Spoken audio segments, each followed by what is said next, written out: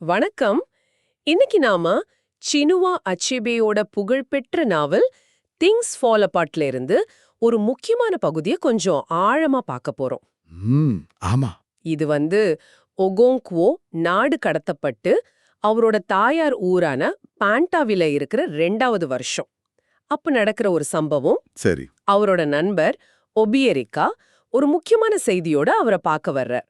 இந்த அத்தியாயம் 15ல வர சில பகுதிகளை வச்சு நாம அபேம் கிராமத்தோட அழிவை பத்தியும் அது அந்த மாறிட்டு இருக்கிற உலகத்தை பத்தி என்ன சொல்லுதுன்னு பார்க்கலாம். கண்டிப்பா.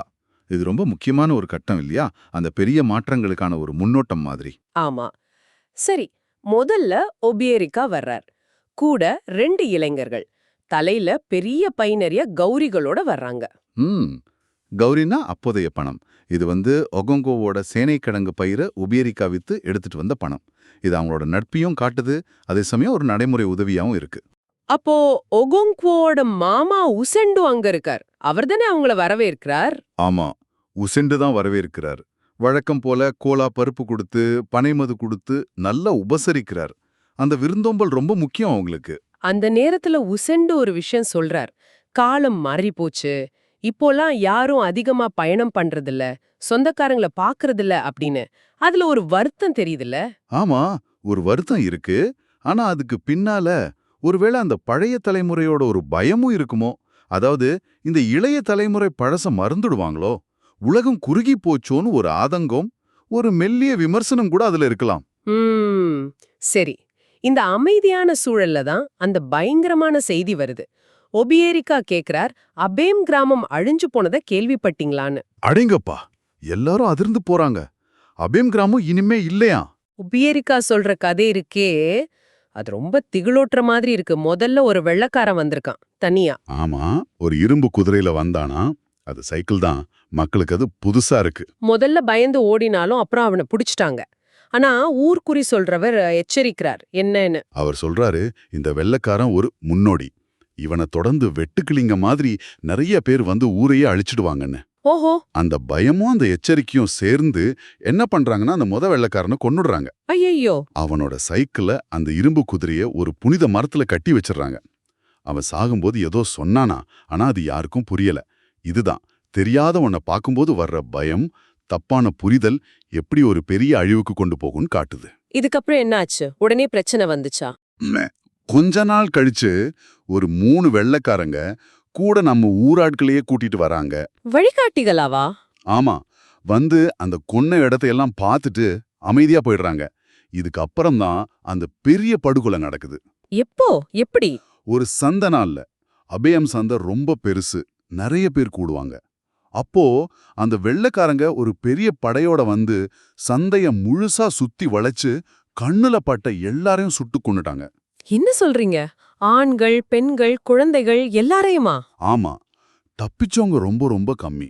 ஊரே இப்போ காலி. பக்கத்துல இருந்த ஏரி கூட ரத்த நிறவா மாறிடுச்சுன்னு உபேரிக்கா சொல்றார்.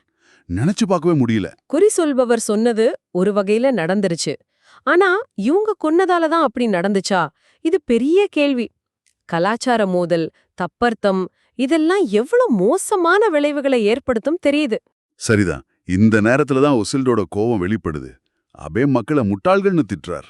ஆமா, அவர் சொல்றார், ஒண்ணுமே பேசாத, அதாவது நமக்கு புரியாத ஒருத்தரை கொல்லவே கூடாது அப்படின்னு சொல்லிட்டு அந்த தாய் பருந்தோட கதைய சொல்றாரு இல்லையா? ஆமா, அந்த கதை ரொம்ப அருமையானது. ஒரு தாய் பருந்து தான் கிட்ட புகார் சொன்ன கோழியோட குஞ்ச தூக்கிட்டு போயிடுது. ஆனா அமைதியா இருந்த வாத்தோட குஞ்ச திருப்பி கொடுக்க சொல்லுது. அதோட நீதி என்ன? சத்தம் போடுறவனை பத்தி கவலை இல்ல, அமைதியா இருக்கிறவனை பார்த்து தான் ஜாக்கிரதையா இருக்கணும் அப்படிங்கிறது தான். தெரியாத ஒரு விஷயத்தை அணுகும்போது அவசரப்பட்டு வன்முறையில் இறங்கினா என்ன ஆகும்னு அபை மக்கள் அனுபவத்துல பார்த்துட்டாங்க. அதுதான் உசிண்டோட கோவம். ஓஹோங்போ கூட அவங்க முட்டாள்தனமா செஞ்சாங்கன்னு ஒத்துக்கிறார். ஆனா அவர் பார்வை வேற. அவர் என்ன நினைக்கிறார்? ஓகோங்கோ அவங்க சண்டைக்கு தயாரா இருந்திருக்கணும், ஆயுதங்களோட இருந்திருக்கணும்னு நினைக்கிறார். இது அவர் இயல்பு. எப்பவுமே செயல் வீரம், இதுதான் அவருக்கு முக்கியம். ஆனா ஒபியரிக்கா பயப்படுறார். அவர் சொல்றார், முன்னெல்லாம் அந்த வெள்ளைக்காரங்களை பத்தின கதைகளை நம்புறதுக்கே கஷ்டமா இருந்துச்சு, ஆனா இப்போ நிஜமாவே பயமா இருக்குன்னு. அந்த யதார்த்தம் அவங்கள தாக்க ஆரம்பிக்குது. இவ்ளோ மோசமான செய்திகளுக்கு நடுவுலயும் ஒபியரிக்கா அந்த சேனைக்கிழங்கு வித்த பணத்தை ஒக்கோங்கோ கிட்ட கொடுக்கறாரு. ஆமா, அது அவங்க நட்போட ஆழத்தை காட்டுது. வாழ்க்கை துயரங்களுக்கு நடுவுலயும் போயிட்டு தான் இருக்கு. அந்த பணத்தை கொடுத்ததும் அவங்க பேசிக்கிற ஒரு சின்ன கேலி பேச்சு இருக்கே. ஆமா, ஒக்கோங்கோ சொல்றார், இதுக்கு நன்றி சொல்றதுக்கு பதிலா வேணும்னா என் மகனை கொன்னுக்கோ அப்படிங்கிற மாதிரி. அப்படி ஒரு கடுமையான ஆனா நெருக்கமான நட்பு அவங்களுக்குள்ள. சரி, கடைசியா உசண்டு சொல்ற ஒரு விஷயம் இருக்கு. என்னது அது? உண்மையில்லாத கதை எதுவுமே இல்லைன்னு சொல்லிட்டு, ஒருவேளை இந்த அல்பினோக்கள் எல்லாம் வெள்ளக்காரங்க நாட்டிலிருந்து வழி தவறி வந்தவங்களோன்னு யோசிக்கிறார். ஓ, இது ஒரு சுவாரஸ்யமான யோசனை. ஆமா.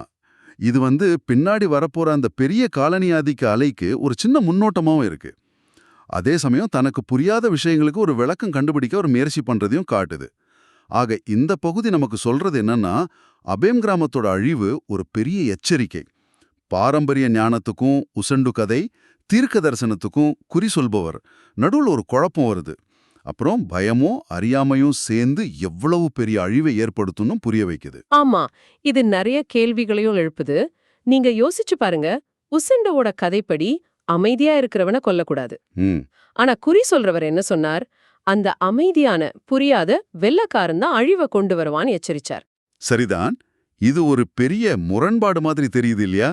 அப்போ ஒரு சமூகம் தனக்கு முற்றிலும் பரிச்சயமில்லாத ஒரு புது விஷயத்தை எதிர்கொள்ளும்போது எந்த ஞானத்தை நம்புறது? பாரம்பரியமா வர்ற நீதி கதைகளையா, இல்ல அப்போதைய சூழல்ல சொல்ற தீர்க்க தரிசனத்தையா? எந்த எச்சரிக்கை முக்கியம், எது சரி எது தப்புன்னு எப்படி முடிவு பண்றது? இது அந்த மக்களுக்கு இருந்த ஒரு பெரிய தர்ம சங்கடம்.